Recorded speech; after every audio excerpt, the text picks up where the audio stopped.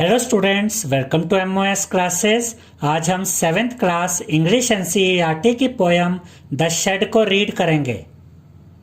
इस पोयम के पोएट यानी के राइटर का नाम है फ्रैंक फ्लिन।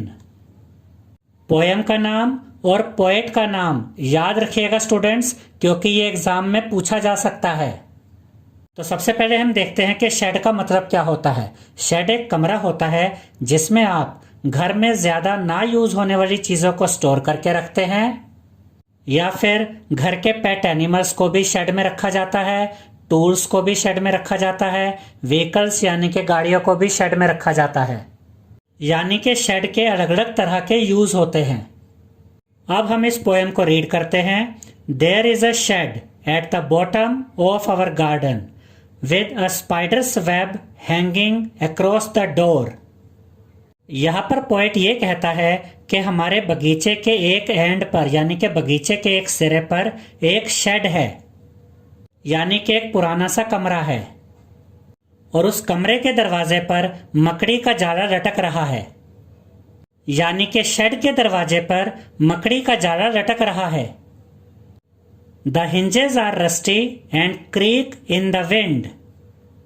हिंजेस का मतलब होता है कब्जे या फिर दरवाजों के जॉइंट्स, जिनसे दरवाजे खुलते हैं और बंद होते हैं। यहां पर पोएट ये कहता है कि शेड के दरवाजे पर जो कब्जे हैं, जो जॉइंट्स हैं, उनमें जंग लग गया है, और तेज हवा चलने पर इन हिंजेस से यानी कि इन जॉइंट से करकर की आवाजें आती है। क्रीक का मतलब होता है करकर की आवाज। When I am in bed, I lie and I listen.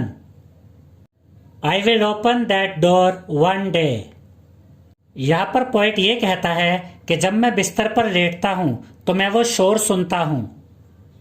वो शोर जो तेज हवा में दरवाजे के जंग लगे हुए जॉइंट्स के करकर आवाज करने से होता है। एक दिन मैं वो दरवाजा खोलूंगा। There is a dusty old window around at the side with 3 cracked panes of glass.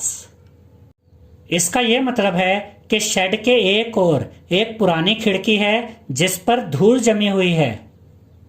Dusty का मतलब होता है धूल जमा होना। और उसके बाद पोएट हमसे कहता है कि उस पुरानी खिड़की पर जो 3 शीशे हैं, वो तीनों शीशे क्रैक हो चुके हैं, उनमें दरारें पड़ चुकी हैं। I often think there is someone staring at me each time that I pass. Poet यहां पर यह कहता है कि जब भी मैं उस शेड के सामने से गुजरता हूं तो मुझे अक्सर ऐसा लगता है जैसे कोई मुझे घूर रहा है। स्टेयरिंग का मतलब होता है घूरना। I will peep through that window one day. पीप का मतलब होता है झांक कर देखना, यानी कि एक दिन मैं उस खिड़की में झांक कर देखूंगा।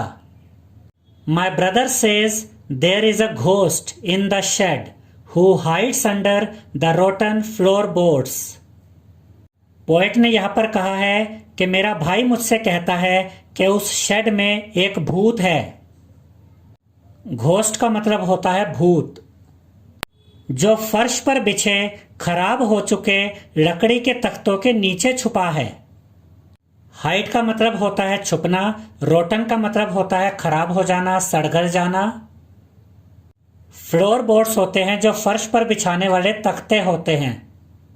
यानी कि पोएट का भाई पोएट से यह कहता है कि शेड के अंदर फर्श पर बिछाए जाने वाले जो खराब हो चुके लकड़ी के तख्ते हैं, उनके नीचे भूत छुपा हुआ है। And if I ever dare to set foot inside, he will jump out and chop off my head. और अगर कभी मैंने उस शेड में जाने की हिम्मत की तो वो भूत बाहर आ जाएगा और मेरा सर काट देगा। डेयर का मतलब होता है हिम्मत करना, और चॉप ऑफ का मतलब होता है काट देना।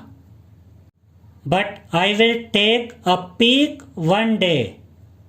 लेकिन एक दिन मैं उस शेड में झांकूंगा। पीक का मतलब भी झांकना ही होता है। I know that there isn't really a ghost, my brother tells lies to keep the shed for his den. Den का मतलब होता है गुफा, मांद, छुपने की जगह। आपने सुना होगा कि लॉयन की डेन होती है, यानी कि शेर की मांद होती है। यहां पर पोएट कहता है कि मैं जानता हूं कि उस शेड में कोई भूत नहीं है। मेरा भाई झूठ बोलता है ताकि वो उस शेड को अकेला यूज कर सके, अपनी गुफा की तरह, अपनी मांद की तरह। There isn't anyone staring or making strange noises. अब कोई उस शेड से मुझे नहीं घूरता और ना ही कोई अजीब अजीब सी आवाजें निकालता है। And the spider has been gone from his web since I don't know when. और वह मकड़ी भी अपने जाल को छोड़कर जा चुकी है, मुझे नहीं पता वो कब गई।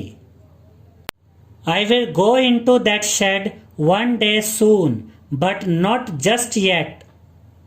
यहां पर पोएट कहता है कि एक दिन मैं उस शेड में जाऊंगा, लेकिन अभी वो समय नहीं आया है। आई होप स्टूडेंट्स आपको हमारा ये वीडियो पसंद आया होगा। अगर आपको हमारा ये वीडियो पसंद आया है तो इसे लाइक, शेयर और सब्सक्राइब कीजिए। Thank you.